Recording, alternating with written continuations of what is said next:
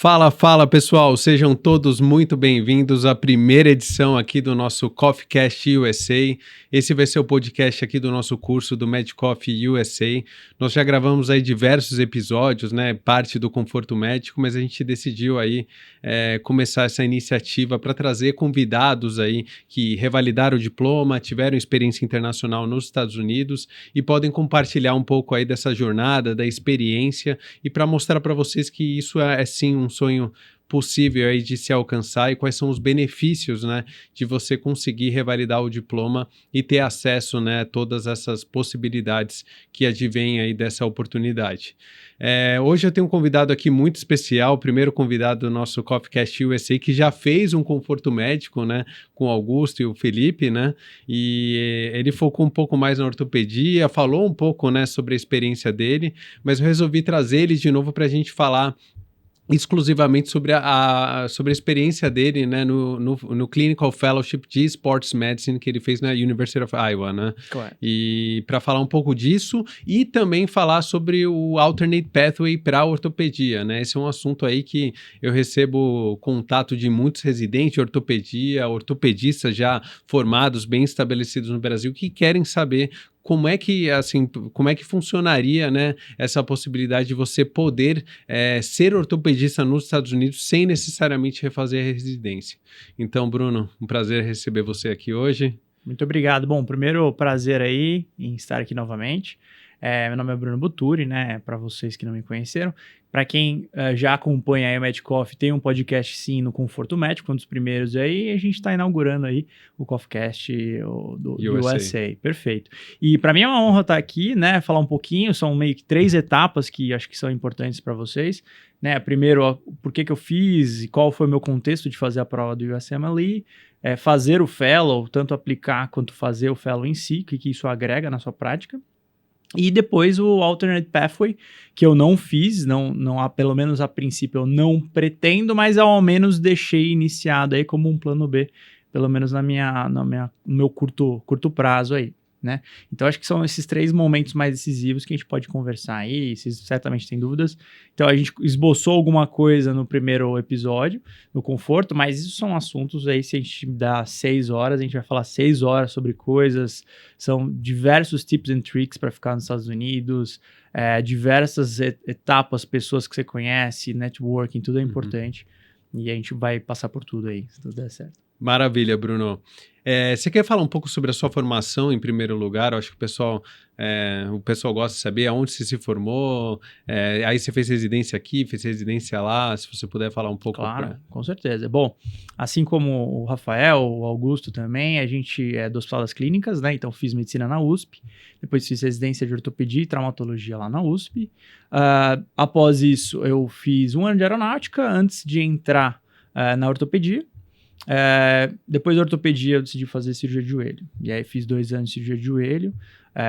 1 ano foi o ano do Covid, que eu já tinha a ideia de repetir o Fellow, eu já ia fazer 2 anos, porque na ortopedia a gente faz a preceptoria, né? Então 1 ano só como Fellow, outro ano você é um R5, então você tem os Fellows sob sua supervisão, então você tem total autonomia para operar os casos do HC, casos complexos totalmente autônomo, junto com os residentes. Foi um ano de muito crescimento e principalmente pelo fato do meu R4 ter sido na pandemia, então foi excepcional. Desde então nunca larguei o HC, sempre vou lá 1 vez por semana, saindo daqui eu vou para lá também, vai ter um caso também,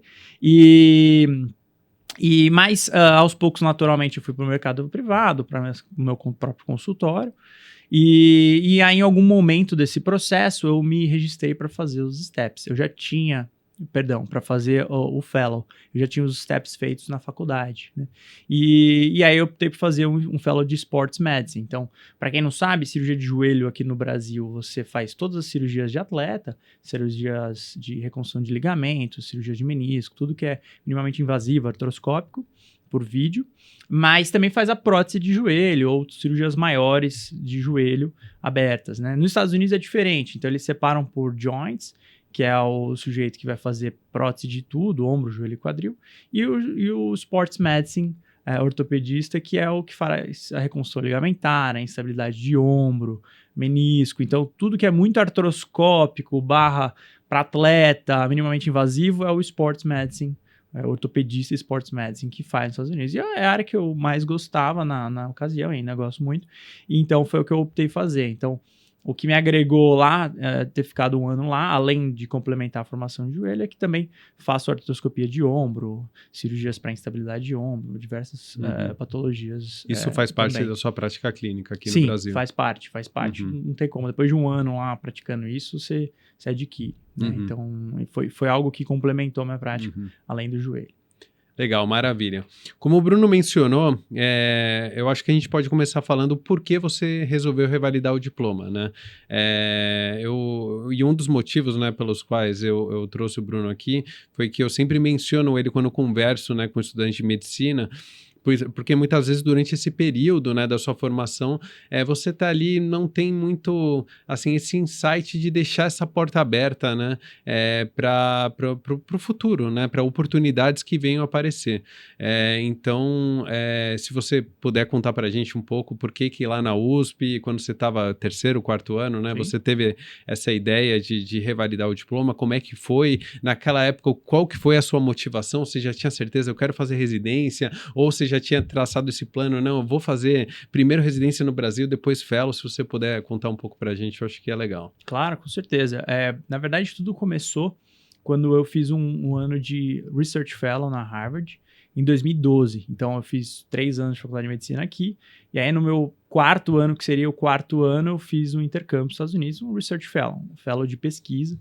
Nem era área da cardiologia ainda, não sabia o que eu queria, né? E lá a gente teve contato naturalmente com medical students, o Dental School, todo mundo da Harvard. A gente fazia academia no mesmo local, então se convivia com esse pessoal. E aí eles falaram dos steps, falaram, tem uns steps e tal, e todo mundo super preocupado, que aí no 2º ano deles eles prestavam 1, no 4º ano prestavam o 2, né? Enfim, e só se falava disso, então naturalmente entrou falando, o que é isso que vocês estão prestando? E aí a surpresa minha foi que o processo de revalidação para você ser médico nos Estados Unidos é igual para eles ou para gente. Então, primeira surpresa, eu achei isso muito justo. Falei, pô, interessante. Claro que a gente não tem o costume disso. Mas, se você for ver nas escolas da Índia, eles têm isso embutido na faculdade de medicina. Então, muito indiano vai lá justamente porque ele já tem isso embutido. Então, ele já faz isso na rotina dele.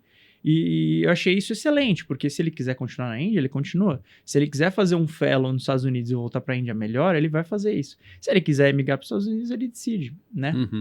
Mas não é uma decisão de mudança totalmente de carreira. É uma decisão simplesmente dele, pessoal, objetivos, onde ele quer morar. Mas ele tem essa formação na faculdade. Então eu falei, nossa, eu acho que a gente devia ter isso na faculdade.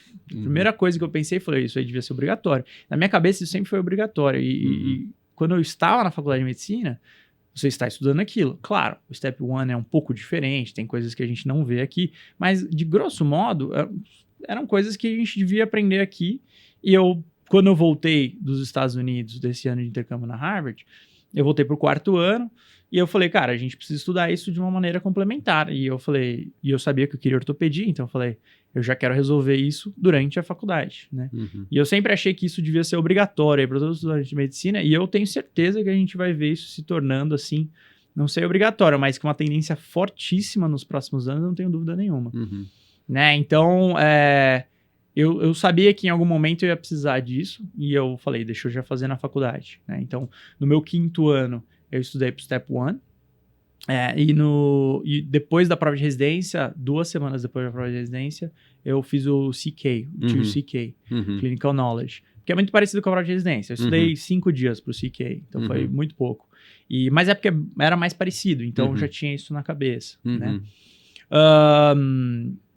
Depois disso, fiz o ano da aeronáutica, e no ano da aeronáutica, que já era uma coisa que eu planejava, eu fiz o CS, que na época tinha, 9 horas de prova, estilo OSCE, e o Você viajou para lá, você foi fazer. Fiz, exato. Até o fato de estar na aeronáutica, eu tinha mais tempo, mais dinheiro, tal, me permitiu estudar mais um mês e meio para o CS, e depois um mês e meio para o Step 3. Então, eu já quis fazer o Step 3 para finalizar todo o processo, né? Então, eu nunca neguei trabalho e estudo, e aí eu sempre falei, vai dar para encaixar, e dá para encaixar. Não só fiz sozinho, mas fiz com um colega também na época que tinha as mesmas pretensões, isso facilitou. Então, na época não tinha isso aqui que a gente tem hoje, essa oportunidade de ter uma matéria mastigada, então eu acabei optando por fazer junto com um colega meu que fez o mesmo caminho, ele foi fazer um fellow na Cleveland depois, e super se destacou na área também por conta disso. E foi super conveniente, porque pô, você já está na faculdade, você já está estudando, então ajudou. Eu fiquei com a segunda maior nota da USP, por exemplo. Só uma menina da PQ, por exemplo, tirou uma nota maior. Então, sim, eu acho que ajudou, sabe? A fazer uma prova melhor na residência aqui, né? Então, não só você deixa um plano B, você cumpre uma etapa, como te ajuda também. Então, não vejo por que não fazer. Legal. E o que eu sempre falo é que eu acho que você, nessa época, em primeiro lugar, esse conhecimento, né, sobre o USMLE, sobre essas alternativas, né, era tudo muito escasso, né, era tudo mato, né, não tinha hoje podcast, a gente trazendo alguém que passou por todo esse processo, foi fazer fellowship, voltou, enfim, e era realmente muito difícil de você conhecer sobre o processo, mas hoje já é uma coisa muito mais difundida, você acha informações aí em vários perfis de Instagram, podcast, enfim.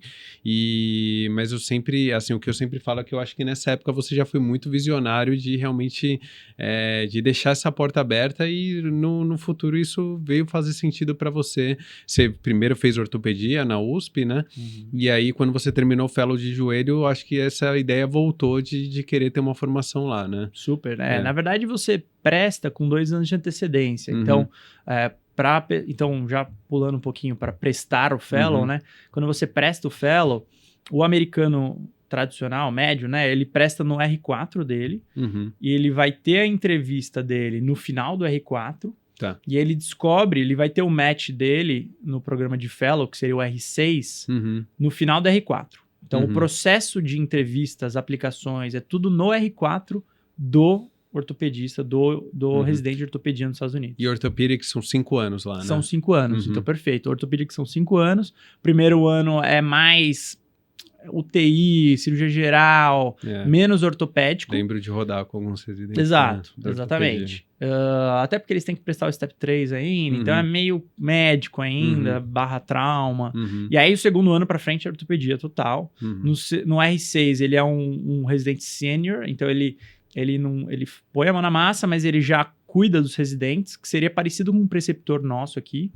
Então parece muito maior, mas é meio igual, assim. Na verdade, se você for pensar, parece muito maior, mas é meio igual. E considerando que depois do R6, que é o fellow, né? Depois do R5 tem o fellow. Depois disso eles já trabalham logo de cara, e a gente ainda tem um período que a gente auxilia, fica no HC um tempo e tal. Cara, na verdade parece muito maior 5 anos comparado a 3, mas na prática você tá ganhando bem esse tempo, você vai aumentando o salário ano a ano, então na prática é uma vida é um caminho muito mais suave do que o nosso aqui, que você termina mais rápido, mas fica 10 anos dando plantão depois, né? Então... eu acho que essa é uma diferença que eu via também lá nas áreas cirúrgicas, é que você se formou, né, da sua residência ou do seu fellow, você já é um cirurgião autônomo, né? Aqui no Brasil ainda, tanto na ortopedia quanto cirurgia geral e as subespecialidades, é muito comum ainda durante um tempo você acompanhar um cirurgião, entrar num grupo,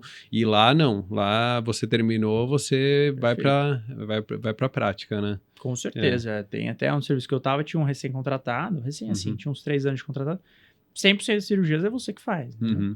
Então, uma ou outra ele até encaminha, assim, porque ele tinha receio no começo, mas depois você tem que assumir. E, assim, skin on the game é onde você mais aprende, né? Então, assim, é excelente nesse sentido. Então, mas voltando ao processo, você tem no R4, você aplica, você escolhe os programas, você faz as entrevistas. E quando termina o R4, você já sabe para onde você vai no seu R6. Até para ter tempo hábil de você se planejar, se mudar, etc. O R5 você já faz sabendo para onde você vai depois e qual área você vai. Então, você continua passando nas outras áreas, passa na oncologia, na coluna, no joelho, mesmo sabendo que você vai fazer whatever. Né? Então, isso é diferente.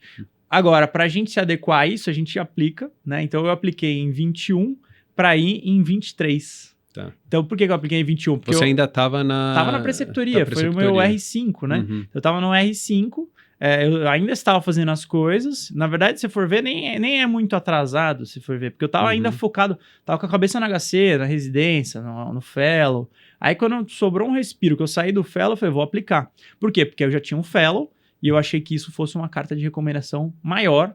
Eu já conheci os assistentes aqui do HC, que são super famosos fora também. São pessoas que já me conheciam também, poderiam me recomendar. Se eventualmente eu prestasse no R4, os caras não me conheciam ainda, não podiam me indicar, provavelmente eu não ia conseguir a vaga do Fellow. Então, tem esse timing, porque a gente não é dos Estados Unidos, então a gente tem que ter as pessoas têm que te conhecer. E aí uma dica interessante, que a primeira dica que eu acho que eu daria é, legal, você pode conhecer as pessoas influentes no Brasil, que tem relevância lá fora, fazendo a especialidade aqui. Sim, só que isso vai levar um tempo. Ou você pode fazer pesquisa. Então, tem muitas pessoas, vários colegas que por exemplo, eu tenho grupos de meta-análise, que a gente tem colegas que estão no 3º, 4º ano, e eles já estão publicando muitas coisas relevantes com a gente e com os chefes no HC. Então, assim, pessoas que estão no corpo clínico do HC, como eu ou colegas mais velhos, que já conhecem esse pessoal que está no 3º, 4º ano também. Então, é uma outra alternativa. Você pode ganhar relevância mesmo estando na graduação. Claro que você vai precisar dos steps para você ter isso. Mas são bloquinhos de coisas que você vai acumulando. Perfeito. Então, aí você... E eu acho que uma coisa importante da gente falar, qual que foi, nesse momento, qual que era a sua... Assim, qual que era o seu drive ali? O que te motivou a prestar o Clinical Fellowship e passar por esse processo em primeiro lugar? Perfeito. Então, resumindo, por que eu prestei os steps? Porque eu já queria fazer isso enquanto eu ainda estava estudando parte clínica, e eu acho que estar com um diploma nos Estados Unidos é validado, é a maior potência do mundo, é o maior poder ainda no mundo.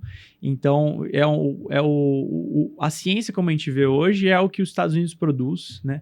O que a gente usa de medicamento hoje é o que os Estados Unidos produz. Então, assim, é o melhor lugar para você ter sua formação, não tenha dúvida, né? Então, esse foi o motivo dos steps. Por que eu fui fazer Fellow? Porque, assim como a gente tem a ciência e a gente vê as coisas básicas sendo produzidas nos Estados Unidos, tudo que a gente faz hoje em dia de LCA, cirurgia de prótese, todas as próteses que a gente usa são designs americanos. Todas as cirurgias de LCA, os sistemas de fixação do ligamento, todos os dispositivos para reparo de menisco, todos foram desenhados nos Estados Unidos. É de lá que sai a ciência, que justifica o uso disso, e de lá que sai a técnica de como usar. Então, eles fazem isso muito.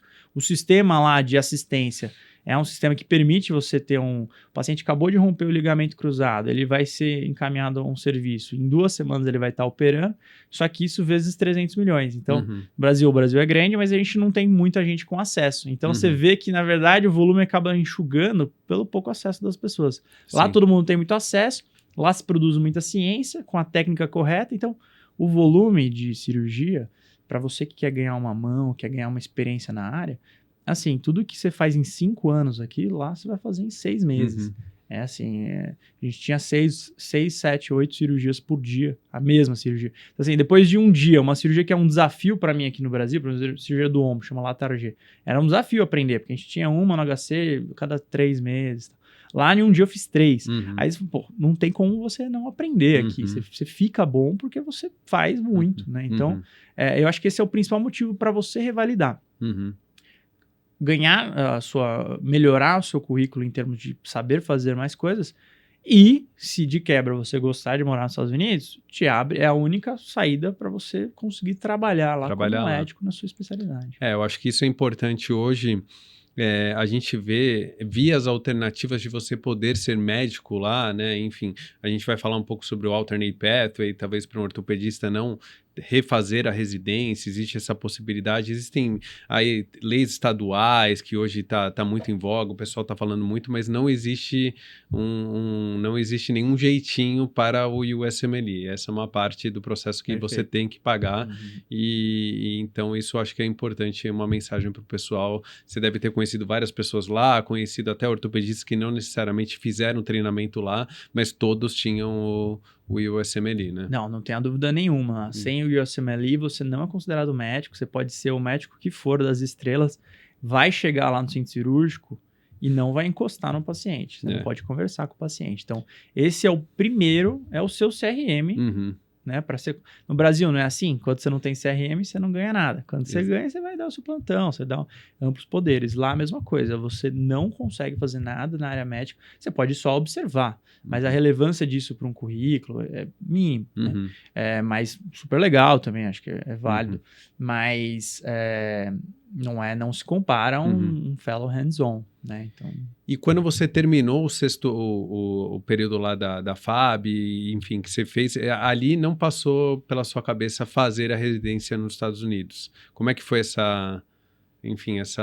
período? Se passou, você pensou e falou, não, vou fazer aqui no Brasil. Como é que foi essa questão para você? Boa pergunta, né? Naturalmente, no momento que eu estava cogitando prestar o Step 1, eu cogitei, falei, vou fazer a residência, porque você tira a nota fica pro resto da vida, né? Aí eu fiz as contas, falei, bom, primeiro que eu nunca fui muito de querer sair do Brasil, tá? Então, meu plano A é Brasil ainda, né? E agora, cogitei, falei, bom, como é a ortopedia? Como é para passar? Aí você vê as notas e o número de publicações que os aplicantes têm que ter. E realmente assim, muito... Para ortopedia Se alguém falar que é fácil conseguir residência de ortopedia nos Estados Unidos, está mentindo. Sim, a coisa mais fácil de provar é isso. Você precisa ter uma média de 80, 90 publicações. Você precisa ter... normalmente, as pessoas que eu vi algumas pessoas conseguirem, tá? Não é que é impossível. Eu conheço umas 4 ou 5 pessoas que conseguiram residência nos Estados Unidos. Normalmente elas ficaram 4, 5 anos pesquisando em algum serviço, caiu na graça de algum chefe que foi lá e colocou ela no serviço, tá? Então é possível.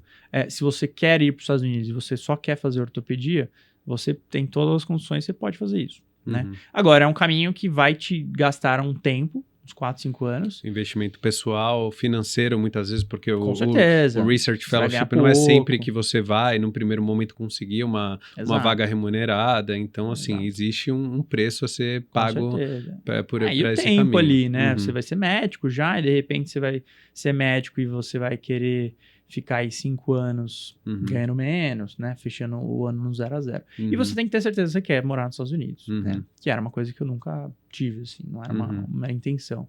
Então, assim, fazia sentido, meu plano inicial era melhorar mesmo minha formação pro Brasil, né? E eu sabia que os Estados Unidos era o local para isso, né? Nem é o mais divertido. Se fosse pela diversão, pelo ano off ali, faria Europa, alguma coisa assim. Mas é o local melhor pra gente ter, onde a gente aprende com... tive aula, fiz cirurgias com pessoas que são extremamente conhecidas. Nome de técnica hoje em dia, que é nome da pessoa com que é vivo ainda, que eu fiz cirurgia junto. Então, sem dúvida, te dá esse reconhecimento. Agora, então esse foi o meu raciocínio. Eu falei, não quero fazer residência lá, porque eu não quero investir essa energia para fazer a residência. Aí, a partir daí, fica fácil, porque você só precisa passar na prova. Você não precisa se preocupar com a nota, tá? Então, quando eu digo que eu prestei no 5º ano, é simplesmente sentar a bunda e estudar, né? Fazer lá, estudei uns 4, 5 meses, passei no percentil bom, né? É melhor do que eu esperava, mas não foi uma nota para ortopedia, claro que não, né? Sabia disso, né? E também não tinha currículo, tinha naquela época 3 artigos só publicados. Né? Então, isso é uma decisão de vida, né? Se você quer ortopedia, é isso. E também sabia que tinha outras pessoas mais velhas do Hospital das Clínicas, do HC, que já tinham feito o Alternative Pathway. Então, e aí isso era uma coisa que eu falava, bom, eu não vou fazer a residência, porque eu não quero investir essa energia agora. Eu vou fazer o fellow porque, eu quero ter o melhor currículo para ficar aqui no Brasil. 2, se eu quiser ir, eu posso ir de uma outra maneira depois. Então, foi esse raciocínio. Muito legal. E só para não assustar o pessoal, né? Assim, aqui a gente está falando de ortopedia, que é... Claro. Talvez junto com neurosurgery, eu acho que as duas especialidades mais difíceis. Ortopedia. É difícil para o americano e que dirá para o AMG, né, para o International Medical Graduate. Então, lógico que para quem quer essas especialidades não é como até você mencionou, tem pessoas que conseguem, você conheceu 4 ou 5 pessoas, eu conheci também para neurosurgery, para orthopedics, mas você tem que estar ciente do preço ali a ser pago de investimento, de realmente ter as melhores notas, de passar passar um bom tempo fazendo pesquisa, estabelecer seu networking, realmente ganhar ali a confiança dos seus mentores, que vão ser pessoas que vão pegar o telefone, vão ligar para conseguir entrevista para vocês, enfim. É um caminho complexo, mas isso para ortopedia, isso para neurocirurgia, talvez dermato. Agora, obviamente, existem áreas e a gente tem colegas que foram que, assim, internal medicine, family medicine, enfim, outras especialidades. O próprio André, que fez ortopedia e foi para fisiatria, que não é um match fácil, mas é um match muito mais factível, palpável, né, palpável do que... Então, para não assustar o pessoal, para todo mundo que, às vezes, alguém cair de paraquedas nesse podcast, já vê o primeiro podcast falando de ortopedia, 80, 90 publicações. Não é a realidade. Não é a realidade. Psiquiatria, medicina interna, medicina de família, radiologia. Mas, assim, são as 5 especialidades, né, que a gente chama de AMG Friendly. Então, clínica médica, medicina de família, psiquiatria, pediatria, patologia, neurologia são especialidades que, se você fizer a lição de casa bem feita ali, tem pessoas que conseguem até dar um match sem publicação, com pouco ou nenhuma pesquisa, né? Às vezes notas não tão incríveis, mas a gente começou a falar aqui de uma especialidade que é realmente muito concorrida. Legal, então. Então, aí naquele momento você optou, né, por não aplicar para residência, não fazer esse investimento pessoal, e aí você concluiu toda a sua formação, aí a gente começou a falar da application, né, pro Clinical Fellowship, que é a subespecialidade lá. Uma dúvida que o pessoal tem muito, né, eles perguntam, é óbvio, isso varia um pouco de especialidade para especialidade, eu sei que na ortopedia sobram muitas vagas, mas como é que de fato é isso para os clinical fellowships de ortopedia? Realmente sobra muita vaga?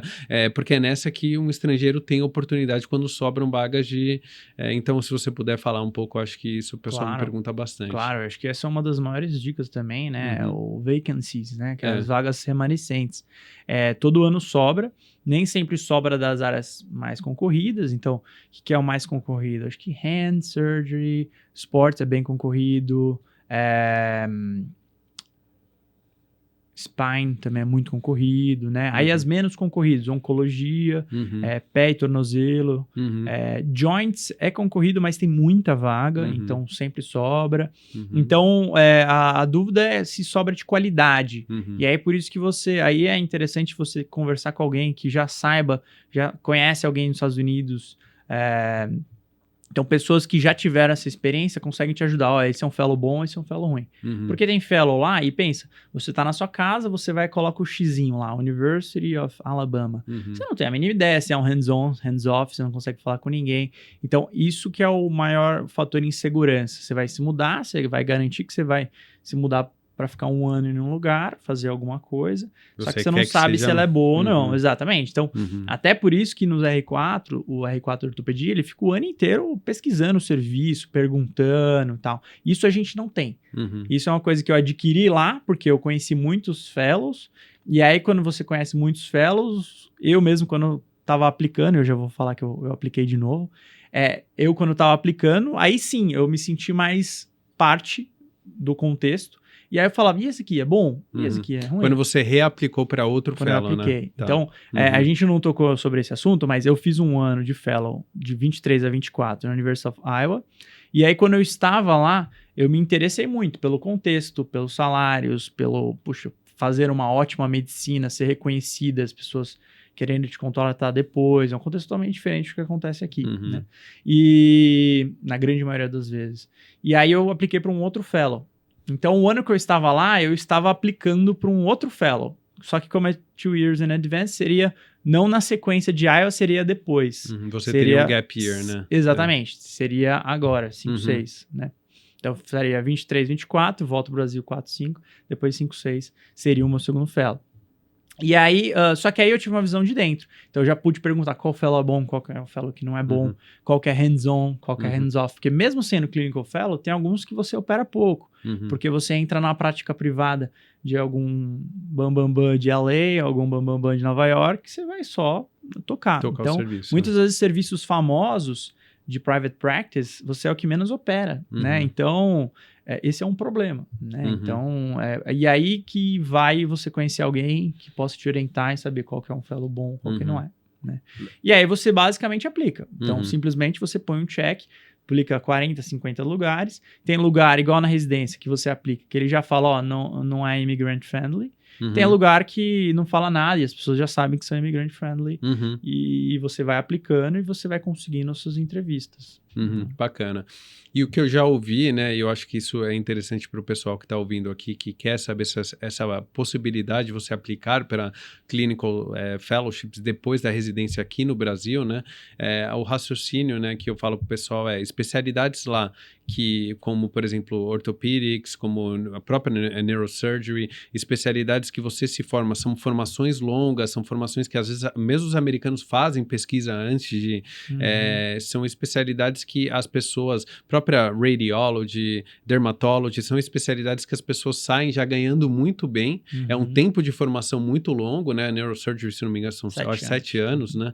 E as pessoas, obviamente, já estão capacitadas a trabalhar do ponto de vista clínico e então acabam sobrando mais vagas de fellow porque as pessoas querem ir trabalhar, querem ganhar o seu dinheiro, né? Sim. E aí são nessas que surgem a oportunidade para você que fez residência no Brasil de aplicar para um clinical fellowship, né? Com certeza. Então, acho que em orthopedics, como você mesmo agora confirmou, isso acontece, neurosurgery, radiology é muito famoso, o alternate pathway, né? O pessoal, a gente até gravou um episódio com o Paulo Savoia, que é também lá da faculdade, ele falou bastante disso. Enfim, essa é a porta de entrada do estrangeiro para ter uma formação complementar e aí, eventualmente, o que a gente vai falar do alternate pathway, né? Mas antes disso, eu acho que se você puder falar mais, né, desse ano seu em Iowa, falar da vida no hospital, fora do hospital, como é que era a rotina, o pessoal adora ouvir isso, qual que você trabalhava de que horas a que horas, tinha fim de semana, enfim, como a remuneração, assim, para dar uma ideia, vida fora do hospital, não, enfim. Com certeza. Pô, o Paulo Savoy que você acabou de comentar é de Iowa também, a gente ficou muito amigo lá, né? Tipo, ele ficou 3 meses sem a família dele, que ela tava chegando ainda, a esposa dele. Que ela é anestesista, ela é anestesista, né? foi também lá e também tá contratada lá, estão super bem. Sem ter refeito a residência, né? Os dois sem ter refeito, né? Porque eram os que precisam. Então, assim, primeira coisa que você tem que ter ideia é, se precisam de você, eles vão te chamar. E você só precisa ter os steps. Bom, tá? O resto, dá-se um jeito lá, porque ele precisa de você, tá? Isso para quando você é mais velho. Que aí você entra como special license, você simplesmente é contratado, tá? Então, áreas que exigem, que precisam de mais pessoas, como radiologia, a própria anestesiologia, estão contratando pessoas mais velhas para conseguir. Então, mesmo se você já é mais velho, você já tem mais de 5 anos formado, e você prestar a prova, só revalidar o diploma, você consegue ser contratado direto nos Estados Unidos. E conheci casos Isso na cirurgia bastante. também. Isso acontece, tá? Áreas cirúrgicas são um pouco menos frequentes. Por quê? Porque o cirurgião, ele é uma especialidade de entrada no hospital. A gente que traz paciente para o hospital. Então, ou você é muito famoso e você vai chegar nos Estados Unidos e você vai gerar um volume para o hospital, que é um pouco único, então poucas pessoas conseguiriam sair do Brasil e chegar nos Estados Unidos e gerar um volume do hospital, né? Que é como eles contrataram Einstein, 1900 e bolinha, tá? Então, recrutar pessoas muito boas, excepcionais. Ou você é de uma especialidade que você não traz pessoas para o hospital. Como que você radiologia. é um custo para o hospital. Então, de certa maneira, você vai ser contratado lá, você vai ganhar provavelmente um pouco menos do que o americano, mas ainda assim um salário muito, muito bom. E o hospital precisa disso. Radiologista, anestesiologista tem demanda reprimida. Porque o processo de formar esses profissionais é estrangulado. A gente está vendo, não é fácil. Então, ele precisa disso. Então, se você é mais velho e você tem mais ou menos 5 anos de formado, também prestar os steps é uma boa alternativa para você conseguir ser contratado, simplesmente contratado. Ao invés de você ser contratado no Sírio aqui, ser contratado no University of alguma coisa. Né? Então acontece, a gente vi vários disso, né? Normalmente são essas áreas que não puxam o paciente, não é GO, não é ortopedia, não é Então é isso. Né? Inclusive, eu conheci um cirurgião coloretal turco na NYU, ele é muito famoso no mundo da colorectal, né? Que ele foi um caso assim, ele, assim, atraía assim, era uma... E ele era uma referência lá na NYU, enfim, e ele realmente foi nesse caso, assim, de que ele tinha esse poder de atrair, Claro.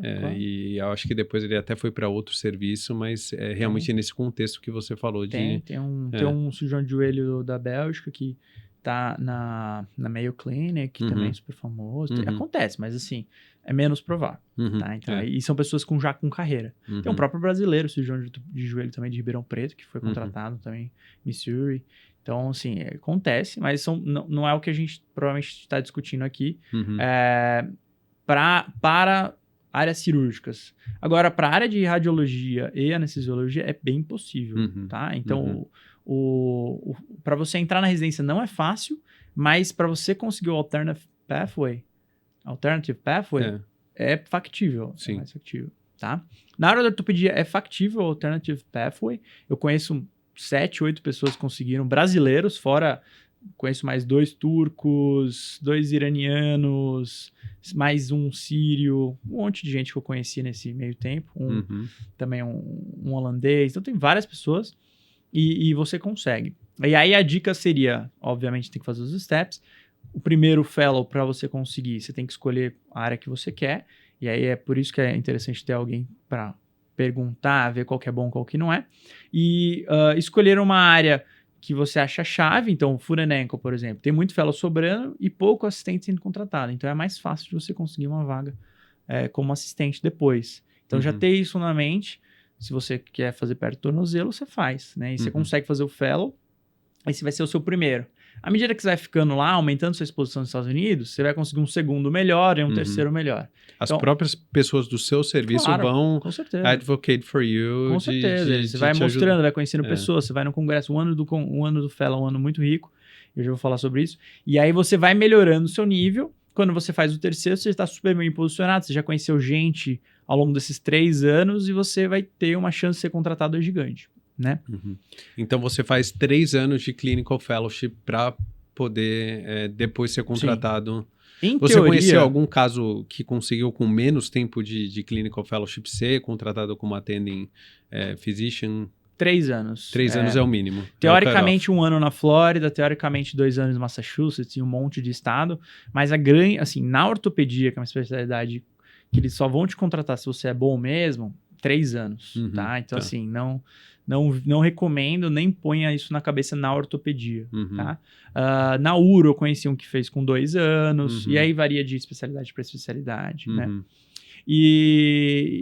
Mas, assim, são 3 anos. Com 3 anos, você consegue licença em todos os lugares nos Estados Unidos. Você consegue ter uma licença em todos os lugares dos Estados Unidos. Depois que você é contratado, então... Falando dos salários, né? O salário de fellow, ele é equivalente ao R6. Então, se o R1 ganha $50 mil por ano, vai subindo isso e subindo. O R6, que é o fellow, vai ganhar de 80 a 100 mil por ano, depende do local, né? Então, é um salário que dá para viver bem, dá para voltar e voltar para o Brasil várias vezes. Inclusive, tive ortopedistas que me questionavam, eles tinham, mas eu vou passar 1, 2, 3 anos de fellow, assim, e as pessoas têm essa visão da vida do residente. Sim, você vai estar ganhando. Você vai ter o dinheiro para comprar um carro, você consegue, claro, no começo é mais difícil, você não tem credit score, né? Você não tem carteira de motorista e tal, mas assim, em 1 ano você já está bem organizado. Tem muita gente que vive com esse salário de 86 mil, assim, famílias, né? Tem um colega meu que fez Uro também, você conhece, que também tocou família com um salário de 60, 70 mil e dá, né? E agora hoje está contratado e tá super bem. O custo de vida super baixo, então... E uma cidade maravilhosa, né? Exato, cidade super gostosa. Então, é factível. E depois, quando você é contratado, e aí, bom, vamos lá. Você ficou 3 anos de fellow, você foi contratado. Você foi contratado e você vai para algum serviço acadêmico. Qual que é o problema? Você não tem uma gama gigante de opções. Você conheceu pessoas ao longo desses 3 anos e uma dessas pessoas que você conheceu é o cara que vai te contratar. Né? Então, você precisa fazer um bom trabalho, obviamente. Você precisa ser conhecido por um bom trabalho. Claro, né? Nos Estados Unidos é isso. E alguém precisa te contratar. Então, você tem poucas opções. Não é que você vai sair do 3º ano de fellow e falar, nossa, olha o brasileiro aqui que saiu, fez 3 fellow. Não, você vai ter poucas opções. Um ou outro emprego ali, que você vai mandar currículo, vai se entrevistar, se é elegível para licença, porque você fez 3 anos de fellow. Então, se o cara quiser, ele fica com você, tá? Então, o único problema é você não tem um controle fino de onde você quer morar. Tá? Diferente de alguém que fez ortopedia e tem uma licença restrita e aplica para o board. Essas são downsides de... Perfeito. Realmente. Por outro lado, você deu um bypass no sistema. Você fez 3 anos de ortopedia que, fez um fellow, alguma coisa a mais e tal, mas é mais curto mesmo. Então, você tem que fazer 3 anos, né, de fellow. Faz sentido, né? Se você for pensar, é justo. E se você for pensar, no Brasil, você nem consegue. Pensa um colega que não fez medicina aqui, fez residência só aqui, fez só uma subespecialidade aqui e depois conseguiu revalidar. Não existe. No Brasil nem dá. Então eles são até, assim, apesar de parecer restrito, ele é até mais liberal até do que o nosso próprio país. Né? Então, assim, é possível você conseguir esse emprego num local onde você não controla muito, mas você conseguindo esse emprego, você vai receber um salário de attending, normal. Tá? Claro, no setor privado, os salários são um pouco menores do que o setor do private practice. Mas a gente está falando em torno de $400 mil por ano. É um salário extremamente bom. Tá? Tem taxa em cima disso, claro, mas é um salário super bom. Né? Isso em serviços acadêmicos. Serviços acadêmicos. Então, Harvard, Yale, tudo em torno disso, os valores. E os serviços que mais contratam imigrantes acadêmicos são serviços como Harvard, Yale e outros serviços muito bons. Então, assim, você não vai para um lugar muito ruim, provavelmente. Cleveland, Mayo Clinic, todos esses lugares que eu sei que contrataram imigrantes. São os serviços mais fechados, são os private practice. Mas os serviços porque os mais ganhos salariais são maiores também. Exato, e o americano nem quer fazer pesquisa. Ele quer falar, não, cara, vou ficar operando aqui. Vou ganhar o dobro. Então... Private practice, quanto que tá a média do salário? 800 mil, 700, 800 mil. Tá. Então, é muito bom, né? E, então, um acadêmico, você vai trabalhar menos, você tem meta menor de cirurgia, mas você tem que publicar, tem que estar em atividades acadêmicas, tem que gostar também, né? Então, quem pensa em fazer isso, você tem que saber que é uma coisa acadêmica. Eu até, quando eu falo alternative pathway, toda hora eu dou uma gaguejada, porque antigamente chamava de academic pathway. Entendeu? Sim. Então é isso que você tem que ter em mente. Se você fala, não vou fazer residência lá e quero ortopedia com certeza nos Estados Unidos, é o academic pathway que você vai fazer. Então você tem que ser acadêmico. Por isso que quando você é contratado no serviço, você vai ficar 4 anos trabalhando. Então, para você conseguir se aplicar para o board, você tem que ficar, depois dos 3 anos de fellow, 4 anos trabalhando no serviço acadêmico. Mas aí já como attending physician, ganhando seus $400 mil por ano. Seu office lá, seu consultório, tudo rolando, operando sozinho, ganhando um bom salário, um ótimo salário. Então, o salário excelente. É menor do que um americano? Não é. É igual de um americano para aquela função. Para aquela função acadêmica, né? Então, assim, é um salário super bom.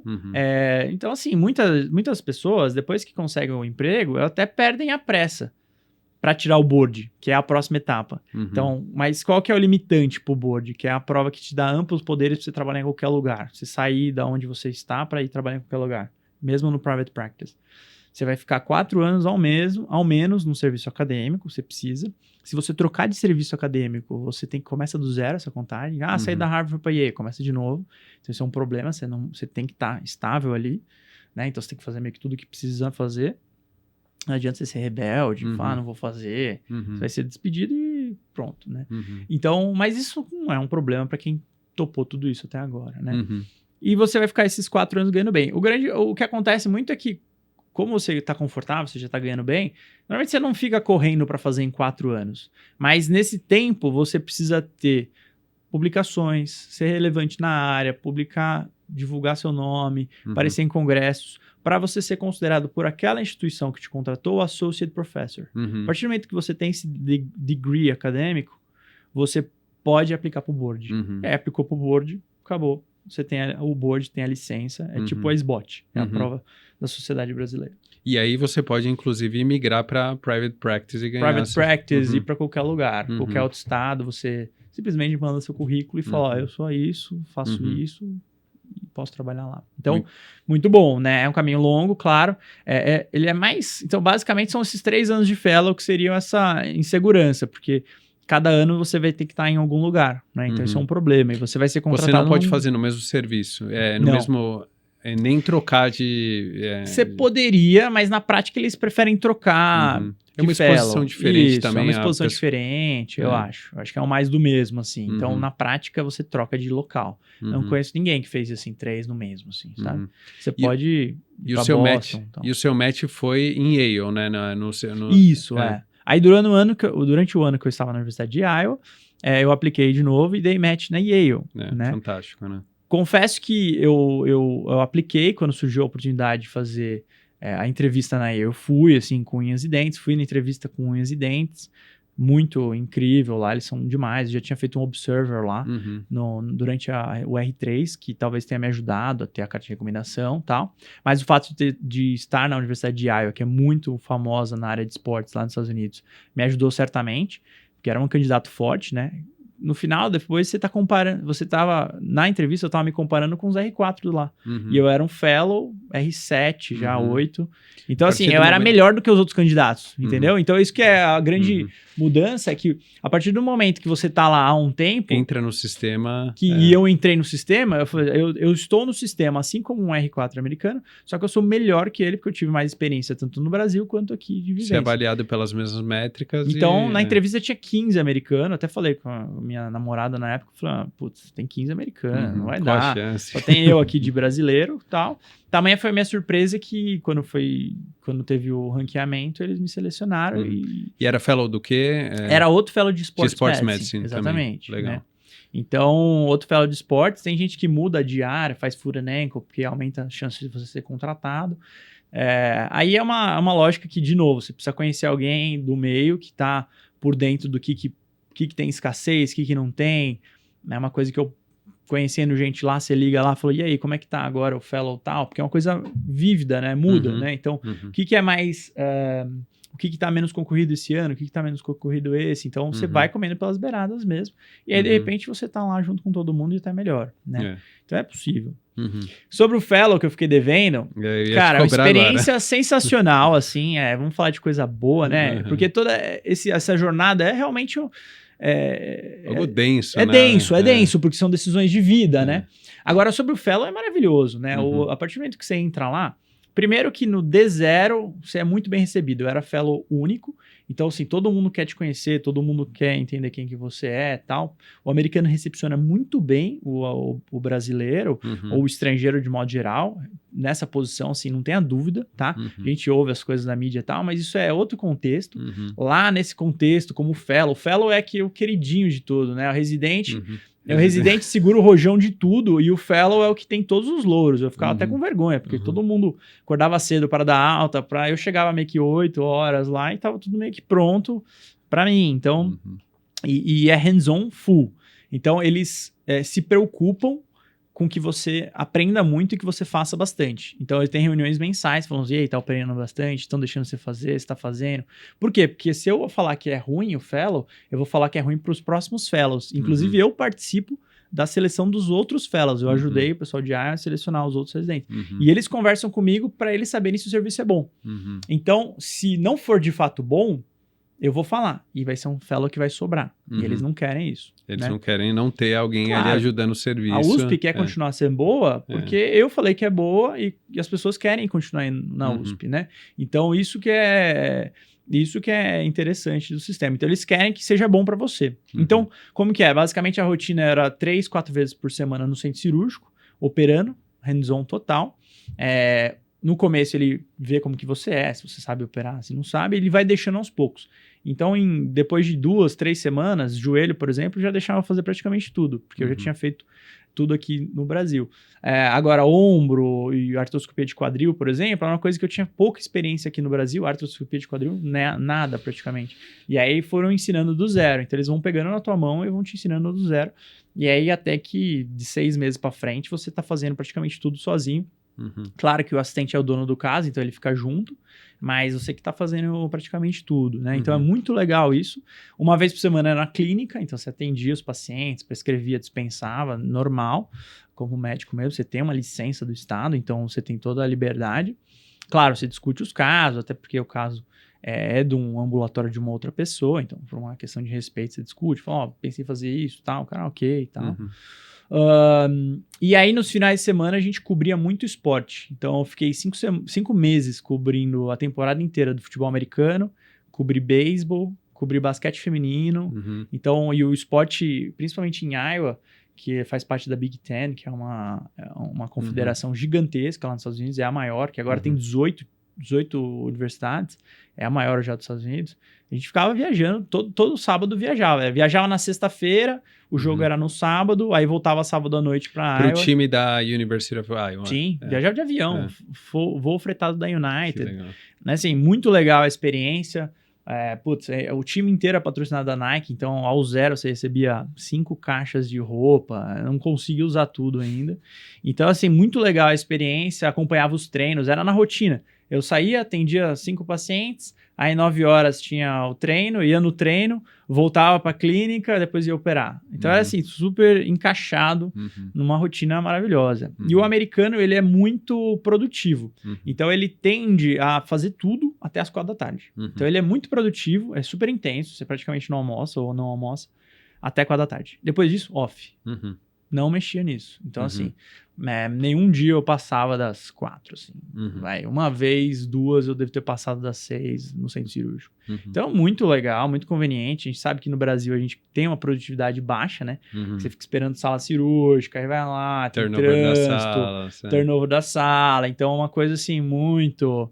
Você acaba prendendo pouco, né? Porque você fica muito tempo esperando a parte burocrática acontecer. Lá é, assim, muito intenso. Opera, atende, casa. Né? Então era até assim, é diferente o outro ritmo, né? Mas assim, muito rica a experiência. Por isso que eu quis ficar um pouco mais. Por isso que eu quis fazer um segundo. Agora, eu abdiquei do segundo fellow, por isso que eu estou aqui, né?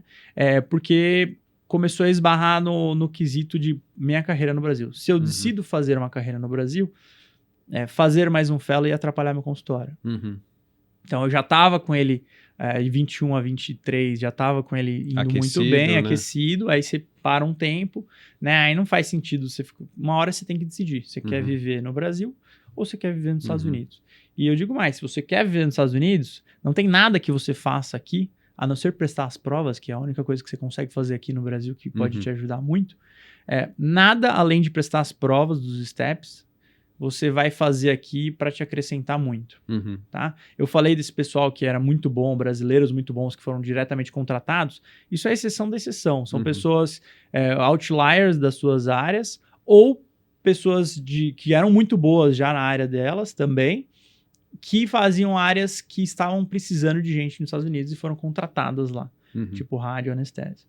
Mas se você quero ir para os Estados Unidos, cansei do Brasil, panorama político, economia, tudo mais. Cansei do Brasil, você vai para os Estados Unidos lá. Então, exceto as provas, a única coisa que você vai levar aqui do Brasil são as provas. Porque o resto você vai adquirir lá conhecendo pessoas, se expondo, fazendo um research fellow que seja no primeiro ano, depois um clinical fellow, e etc.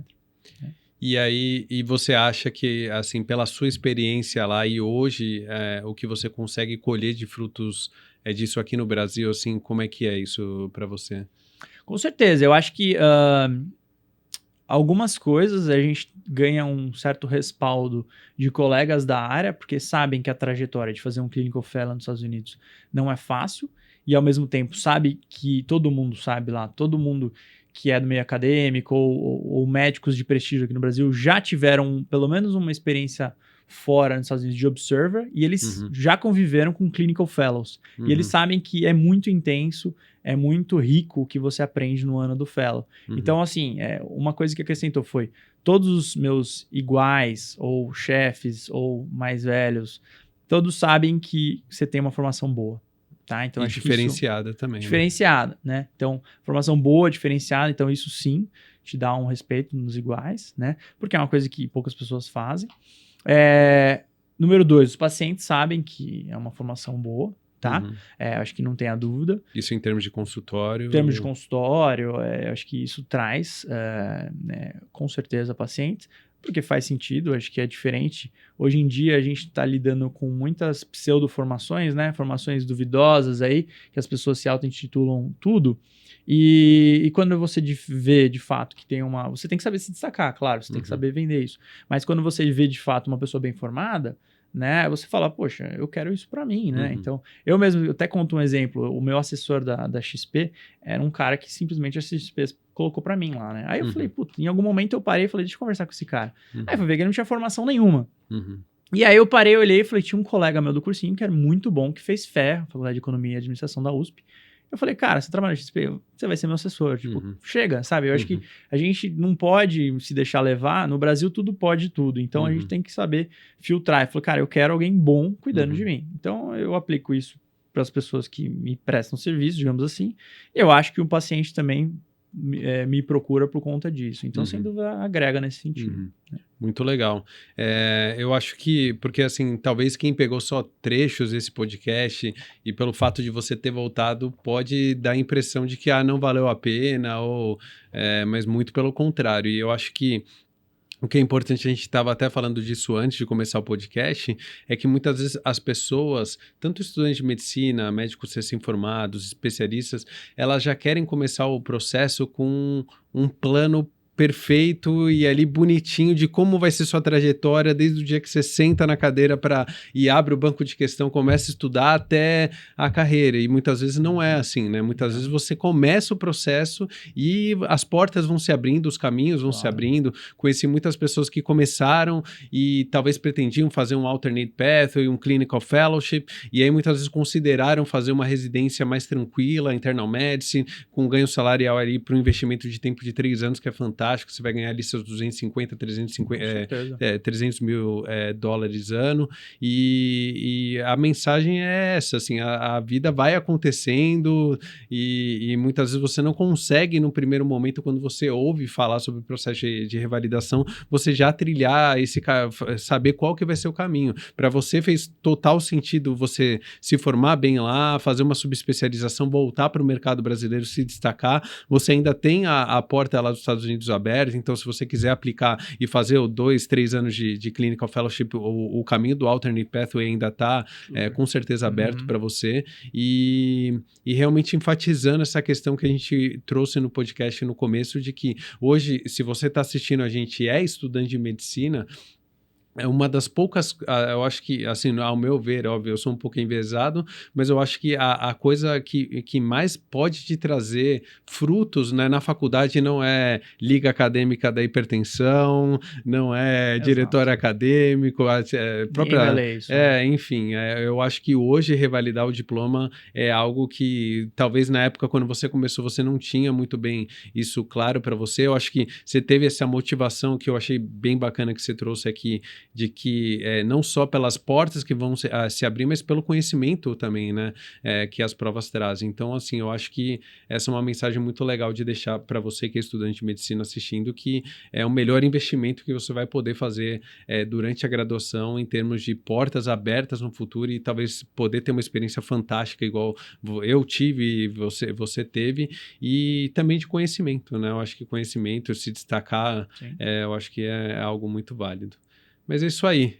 Se você quiser deixar seu Instagram, inclusive ele mencionou aqui no podcast sobre a experiência dele de Iowa, essa história dos times de futebol americano, foi tudo relatado lá no seu Instagram. Eu lembro que eu acompanhei, eu achava, puxa, eu falava, é muito legal. Então, quem quiser ver um pouquinho como é que foi essa jornada sua, tá tudo lá, né, no Instagram, as fotos, os vídeos. E se você quiser deixar seu contato aí para o pessoal te procurar, se alguém, às vezes algum ortopedista, residente quer conversar com você, e enfim, sobre essa parte aí, esses caminhos alternativos, eu acho legal também. Fique à vontade. Com certeza, eu acho que as pessoas precisam parar e refletir o que elas obviamente querem, né? Mas de uma regra, se fosse ter uma regra geral, eu acho que 1 ano nos Estados Unidos, eu nunca vi ninguém reclamar. Todo mundo que fez pelo menos 1 ano de qualquer coisa que seja útil, claro, vai notar isso vai em algum momento repercutir no currículo dela, em alguma posição de destaque, isso não tenho dúvida nenhuma. Então, pelo menos 1 ano nos Estados Unidos é destaque. Você mencionou do seu colega que fez o processo, ele fez colorectal na Cleveland Clinic, foi isso, né? Sim. E ele voltou e está super bem hoje também, super né? Bem, com certeza, não tem como você não se destacar, né? Você faz uma especialidade super concorrida nos melhores lugares do mundo, você vai se destacar aqui, né? Vai demorar claro, as coisas, né, principalmente na área cirúrgica, são mais lentas, mas é uma coisa que vai levar você o resto da vida, né? Então, assim, 1 ano nos Estados Unidos é uma coisa que vai fazer bem para qualquer área. Isso não estou nem falando de medicina, para todas as áreas de modo geral. Então, acho que é super válido. E você fazer uma prova que te posiciona com um diploma médico pro resto da vida, algo vitalício, que te dá esse diploma vitalício, eu acho que é uma boa, pelo menos um plano B excelente para ter na manga. Tá? Então, tendo assim, em vista tudo que a gente está vendo da medicina no Brasil, exatamente. Né? Então, assim, eu acho que ao menos, se isso ao menos não te tocar, né, você pode não querer ir para os Estados Unidos, como eu nunca quis mudar para os Estados Unidos. Né? Eu já fui 2 vezes. Fiquei 1 ano lá uma vez, depois 1 ano... E as 2 vezes eu quis voltar. Então, eu já fui sabendo que eu queria voltar. Prestei porque eu falei, puta, realmente é muito legal aqui, as estruturas, muito boa, tive uma oportunidade muito boa, passei no Fellow da Yale. Mas quando eu voltei, eu falei, de fato, quero ficar. Então, assim, eu insisti aqui, por esse é o motivo, por questões pessoais, familiares, né, e de vida, né? Agora, mesmo assim, eu acho que vale cada minuto que você fica, pelo seu diferencial que você acaba agregando estando lá, né? Então, eu acho que ao menos tenha isso na cabeça, né? Então, são coisas que você presta uma vez na vida e te acompanha pro resto da vida, né? Então, títulos que você adquire te acompanham o resto da vida. Então, para quem quer ver um pouco mais coisas mais legais ou menos legais, eu falo muito sobre cirurgia de joelho, reconstrução de ligamento, prótese de joelho, mas também falo muito sobre USMLE. É um tema que as pessoas perguntam muito no meu Instagram, então não tem como eu não falar, tá? Me sigam no Instagram, é buturi com 2 T's, .ortopedia. Então, @buturi com 2 T's, .ortopedia. E vai ser um prazer. Se tiverem alguma dúvida, pode me mandar lá, eu respondo todo mundo. Então, eu sou bem acessível quanto a isso. Legal. Muito obrigado mais uma vez. O nosso primeiro convidado aqui do Uma honra. CoffeeCast USA. Foi um prazer conversar. Eu tenho certeza que muitas pessoas vão se inspirar nessa conversa para poder, né, começar esse processo de revalidação do diploma. Isso realmente impacta, né, muitas pessoas. Então, muito obrigado mesmo. Foi um prazer estar nessa hora aqui conversando com você e a gente se vê por aí. Com certeza. Falou, pessoal. Até mais.